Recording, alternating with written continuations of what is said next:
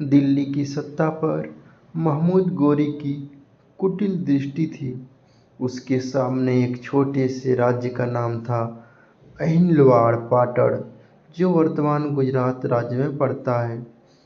राजा अजयपाल सोलंकी की मृत्यु के बाद वहाँ सत्ता की बागडोर एक स्त्री के हाथ में आई, जिसका नाम था नायक देवी, जिन्होंने मात्र अपने बुद्धि, नीति और शौर्य से एक ऐसे आक्रांता को धूल चटा दी जिसे बाद में पृथ्वीराज चौहान ने भी युद्ध में हराया था।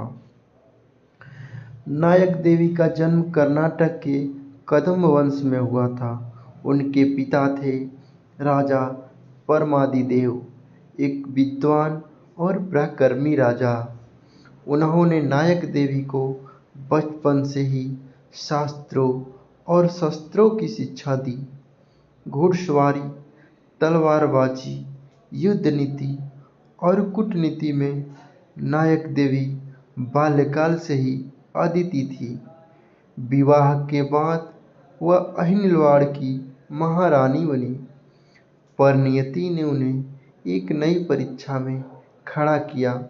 उनके पति की मृत्यु हो गई और गद्दी पर उनका बेटा मल्लदेव नाम मात्र का राजा बन बैठा, परंतु राज्य की असली संरक्षिका बन गई रानी नायक देवी।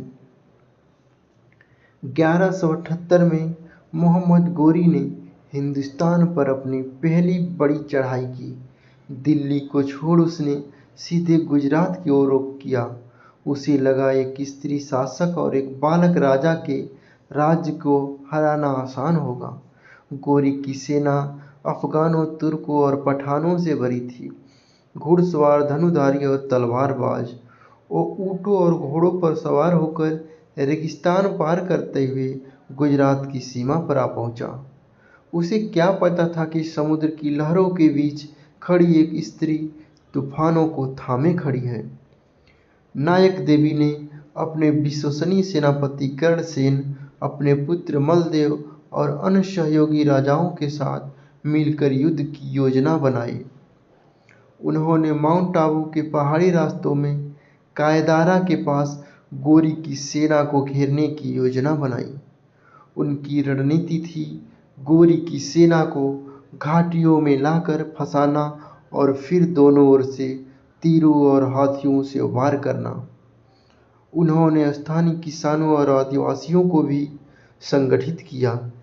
यह युद्ध अब सिर्फ एक रानी का नहीं था, यह गुजरात की धरती की अस्मिता का युद्ध था। कायदारा का संग्राम। गोरी की सेना जैसे ही कायदारा की संकरी घाटी में घुसी, चारों ओर से नायक देवी की सेना टूट पड़ी। घोड़ों की तापों से धरती कांपने लगी। नायक देवी स्वयं हाथी पर सवार होकर युद्ध भूमि में उतरी। उनके हाथ में तलवार थी, आंखों में अग्नि और होठों पर युद्ध घोष, जय भवानी जय भारत। घाटी में तीरों की बारिश होने लगी। गोरी की सेना, जो खुले मैदान की अभ्यस्त थी, उन पहाड़ियों में फंस गई। उनकी हाथी बेकाबू हो गए, घोड़े चिल्लाने लगे और सैनिक भागने लगे। गोरी खुद बुरी तरह घायल हुआ और अपने जीवन की भीख मांगते हुए भाग निकला। यह वही गोरी था जो बाद में तराइन की लड़ाई में पृथ्वीराज चौहान से हारा और फिर धोखे से विजयी हुआ। लेकिन इतिहास यह भूल गया कि गोरी की पहली हार, पहली पराई जय एक स्त्री के हाथों हुई थी, रानी नायका देवी के हाथों।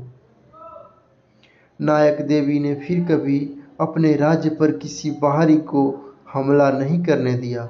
उन्होंने अपने पुत्र मलदेव को एक योग्य राजा बनाया और शेष जीवन तप, न्याय और भक्ति में बिताए। इतिहास के पन्नों में उनकी जगह शायद उतनी बड़ी नहीं बनी, परंतु उनके साहस की गाथा आज भी गुजरात की लोक कथाओं, मंदिरों और वीर गाथाओं में गूंजती है। वो सिर्फ एक रानी नहीं थी, वो एक विचार थी।